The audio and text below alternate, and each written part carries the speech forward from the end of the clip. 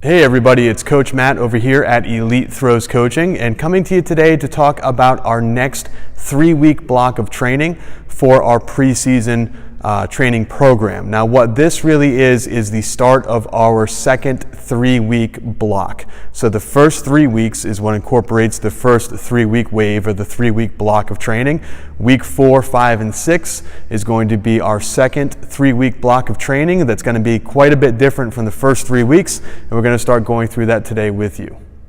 For the past 3 weeks, you've been using the same 3 main exercises on your 3 different days in the weight room. You had a squat movement, a bench press movement, and a deadlift movement. The way that we're going to make those exercises harder is by adding in a new element to those exercises. So up here on the board, what I've got are 4 of my favorite ways that you can actually make those main exercises a little bit more difficult, a little bit more challenging for you. So what you're going to do is you're going to make one of these changes. I don't want you to start adding in a bunch of changes, 4 different changes, 3 different changes. Take one of the things on the board, add that one thing to the main movement that you've been doing for the past 3 weeks, and you're going to do that for the next 3 weeks.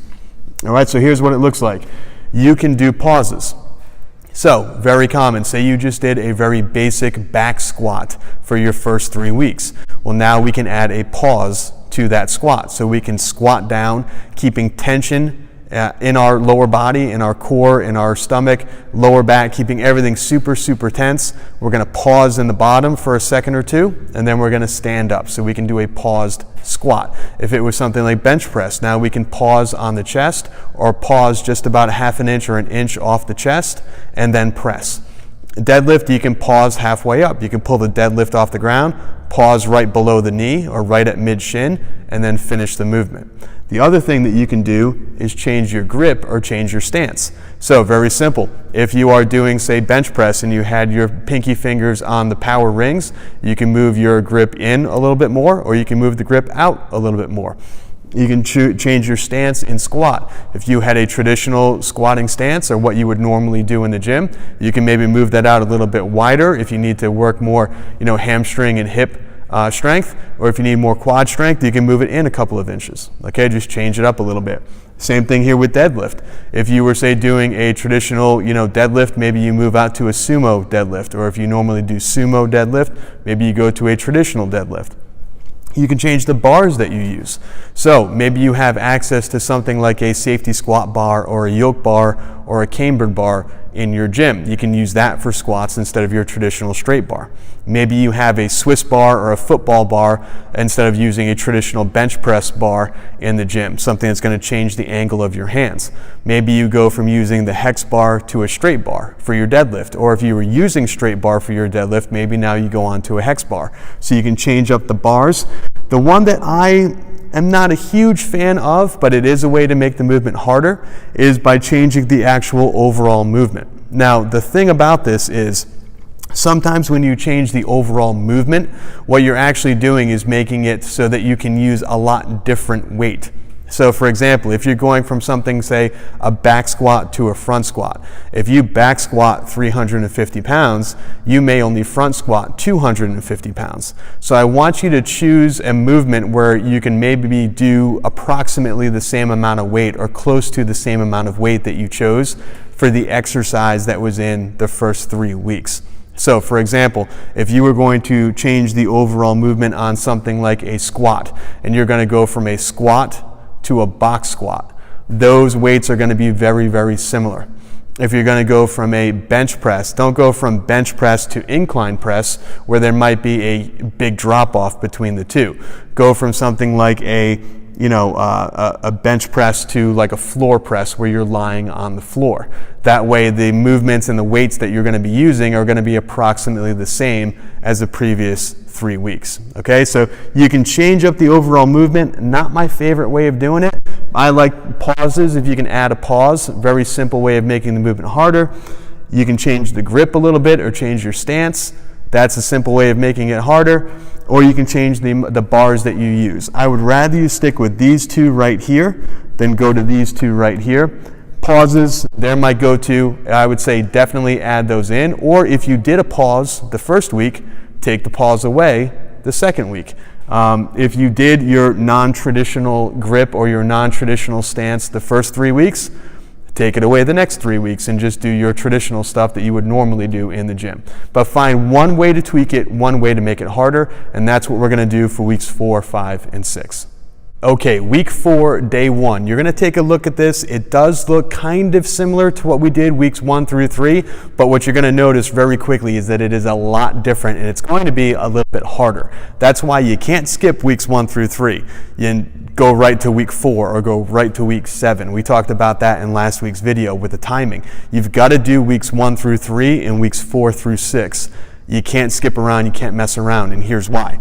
Week 4, day 1, we are going to be doing that new harder version of the squat that you did last week. And we're going to try to work up to using the same amount of weight that you did during week 1. So as you can see, it's still 3 sets of 5 repetition, just like you did during week 1. Hopefully you wrote everything down. But what we're going to do is we're going to work up to the same moderate set of 5. So again, that's a weight you can do for about 6 repetitions. You're only going to do it for 5. We're going to do 3 sets of that 5 for our very top end. So we're going to work our way up. Say that was 275 for 5 last week or whatever it might have been. You're going to build up, set of 10, really lightweight, maybe start with the bar, then 95, 135, 185, 225, 3 sets of 5 at 275. You're going to work your way up, 3 sets of 5, but try to use the same weight that you used during week 1 with the harder movement. Maybe that's a paused squat or a squat with a different bar this week, but try to use the same amount of weight. Now after that, we have a drop set. So the drop set is the same exact main movement, the same exact squat that you did during weeks 1 through 3. Okay, we're going to go back to that exercise once again. But what we're going to do is we're going to take 75% of the weight that we did on week 1, and we're going to do that for another 3 sets of 5 repetitions. So say it was 275. You're going to take 75% of 275. So 275 times 0.75, whatever that number comes out to be, you're going to do that for 3 sets of 5 repetitions. Now remember, week 1, you did it for 3 sets of 5. Now we're doing 25% less than that for 3 sets of 5. So again, it's not going to be super heavy, but it's going to be a chance to get an additional 15 repetitions in the squat that you did weeks 1 through 3. So hopefully that makes sense. More difficult squat that we chose for weeks 4, 5, and 6. Lighter version of the squat that we did for weeks 1, 2, and 3. So again, we're going to be harder movement, but still practicing the main movement to get in more volume. After that, you're going to choose a different vertical pull than you did last week. So last week, maybe you did a pull down. You can change the handle that you use, maybe go to a closer pull down, or you can do something like a pull up or a chin up if that's more difficult.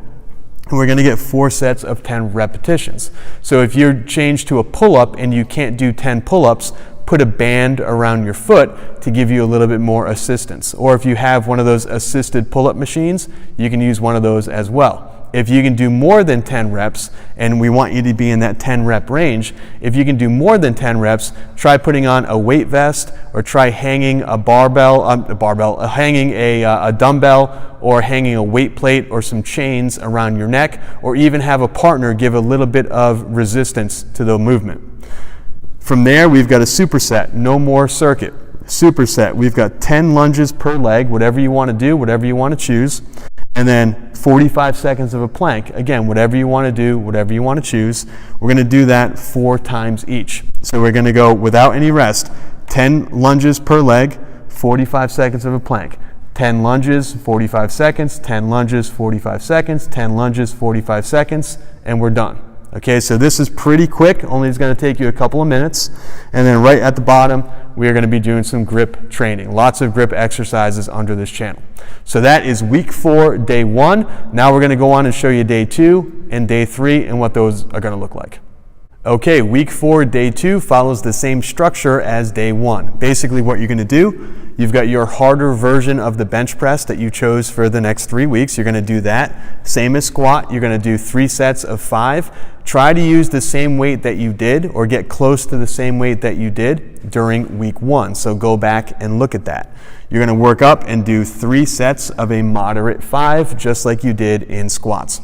After that, we have our drop set, which is going to be, again, the same exercise that you did for weeks 1 through 3. So whatever kind of bench press that you chose for weeks 1 through 3, you're going to do that again. 75% of that top set from week 1, we're going to do for 3 sets of 5. So yes, it is going to be light, but again, it's a chance to practice. You're going to be tired. A chance to practice the main movement from weeks 1 through 3, which is what we're going to be testing on in week 13, or for those of you that started late, week 10. Okay. After that, we have a different linear pull than we did weeks 1 through 3. So if you did like a bent over dumbbell or a bent over kettlebell row, maybe now it's a bent over barbell row, maybe it's a chest supported row, maybe it's some type of a rowing machine that's at your gym. Whatever you want to do, 4 sets of 10.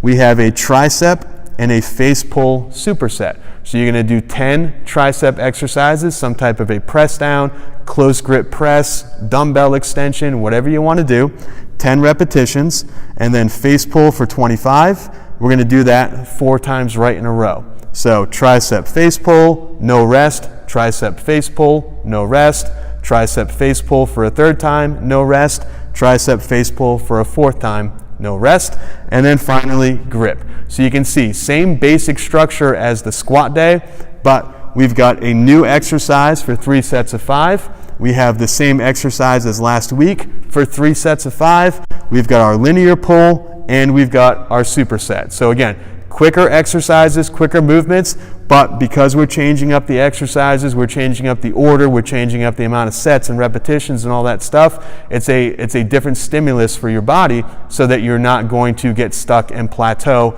You're going to change things up little by little, and this is how we do it.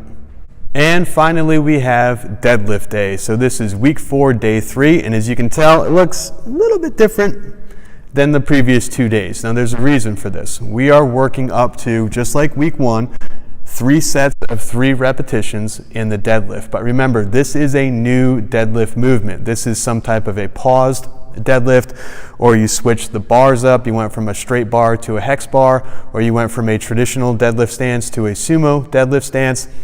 Something about this is different, and something about this you're going to have to get used to, and your athletes are going to have to get used to, okay? So for that reason, we're not going to do a secondary movement. I like deadlifts. I like hinging type movements. I think they're the base of strength for those movements like cleans and snatches that you might do with your athletes during the season.